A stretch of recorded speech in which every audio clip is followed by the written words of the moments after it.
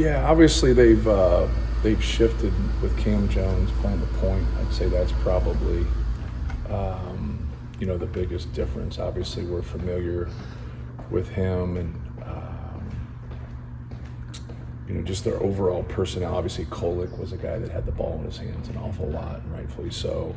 And now it's kind of amazing, how good Cam Jones is, in that position. Like, obviously, he's a great player and he's a scorer and he's had success in his career, but like now he's, running the show, still scoring the basketball, just kind of that lead guard, but his ability to pass and do some different things. But Stevie Mitchell's been there, Joplin's been there, Gold's been there, so that they have a lot of guys that that we're familiar with. But then, no different than a lot of other people.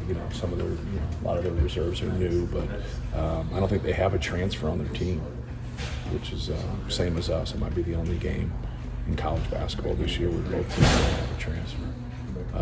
But no, they've done a great job, and very hard to go against, very active with their hands, very good with their pressure.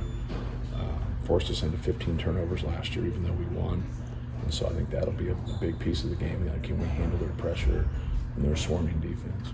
That's obviously been something Shock has done at other places too when you guys have played them. Is there something about that matchup that you think has helped expose that in ways that maybe other opponents can't, that you've gotten something from over the years? Yeah, well, I think at the end of the game at our place, I thought Braden took over the game and played really well. And I think anytime you have somebody like Zach Edey, it changes your defensive game plan.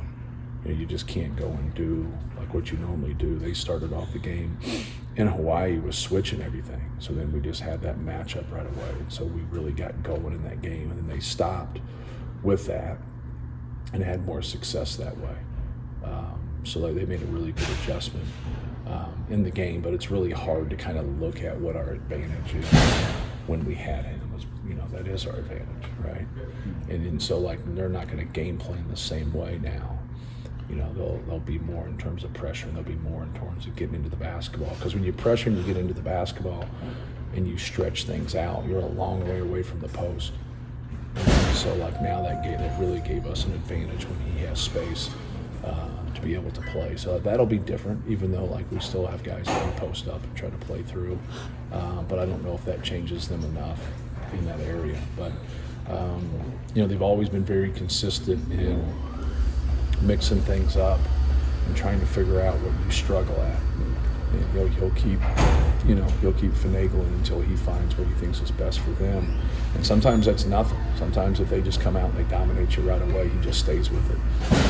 But if they have some struggles or he thinks he needs to mix it up, he definitely will, whether that's a run and jump or a 1-2-2 zone press or trap the first pass or just get more aggressive on the ball. Just do a better job of trying to pester the ball handler. You talked about both teams' experience.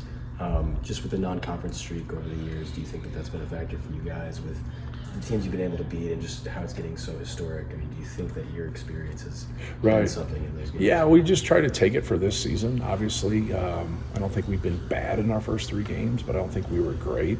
You're just trying to kind of find yourself. So more the streak's cool, but it's more of the streak of this year is what we're trying to work on and just kind of get better. Like we got to play better than we did against Alabama if we expect to beat Marquette on the road. So like that's the thing that you have to understand, and you got to get the guys that have been there before not to like talk about winning on the road, like show them how you win on the road. Show that physical and mental toughness, and that's more for us. And different styles bring out sometimes different weaknesses. Like some things will pop up and you'll be like, oh man, this could cause us a problem, or this matchup could cause us a problem.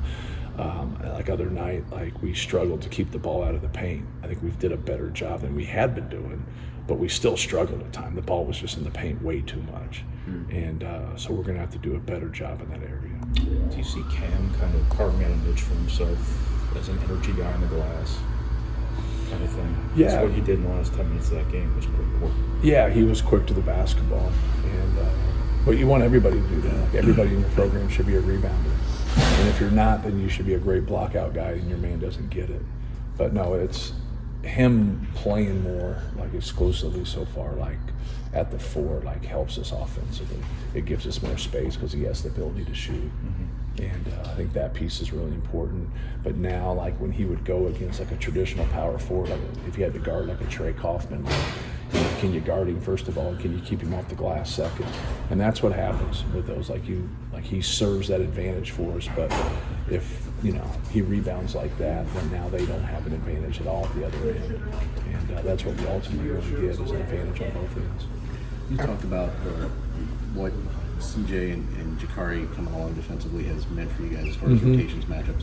Throwing Miles in that one, if he shows he can defend consistently at this level, what does it do for you and what you're trying to do matchup-wise? Yeah, you just have more flexibility to put guys on the people that you want. Sometimes it's you have a matchup in there that you don't like, and sometimes it becomes like the lesser of all evils. Like no matter what you do, like you might still have that issue.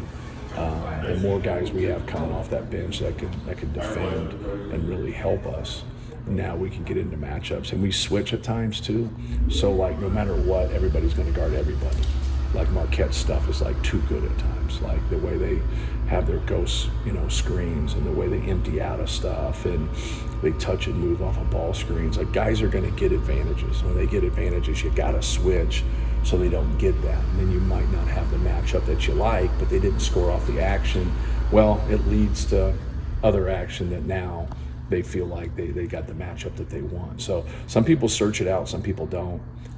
But you just got to be, you got to be smart about like how you defend and how you do it. But yeah, the more people that you have that know what they're doing, those guys are learning a lot. Like Miles has really stepped up here the last 3 games and defended well. The other guys are like they're learning. Like they're learning, just the nuances and the little things that get you behind plays that you can't allow. Because normally when people score on you, it's because you break down and they take advantage of it.